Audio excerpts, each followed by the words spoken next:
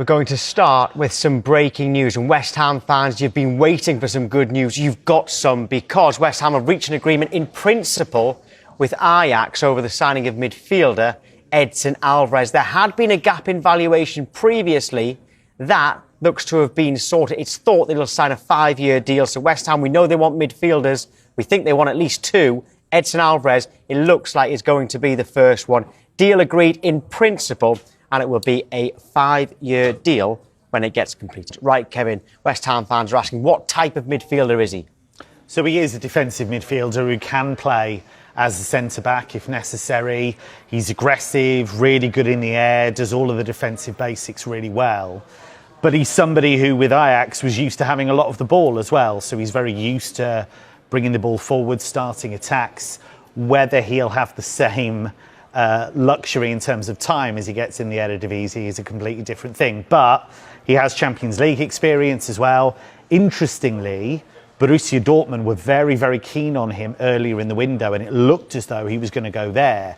Sebastian Kehl, who played in a very similar position when he was a midfielder, he's the sporting director there now. He wanted the deal to happen, and the coach Edin Terzic got cold feet right at the end and pulled out the deal. So I think he's a player. It makes a lot of sense. If you're bringing somebody in to play that defensive role at the base of midfield, he's somebody that can definitely do that job. And he's a player who Chelsea were interested in the January transfer window as well. So he's been on the radar of a number of top clubs. I think, you know, as Kevin mentions there, he's obviously played for a possession-dominant side, but these are his rankings across the Eredivisie, and just his on-ball metrics there, passing accuracy, 5th across the whole division, passes into the final third as well for a defensive midfielder, ranking 8th there. And then off the ball, you get an idea of his strengths there. He's 1v1 against dribblers there, 4th across the whole division, and his physical presence with the aerials 1. So you get a sense that he's an all-rounder in that central midfield area. OK, well, he might not be the only one, because West Ham are expected to go back in with an improved offer for Manchester United defender Harry Maguire. They had a bid worth £20 million rejected last month.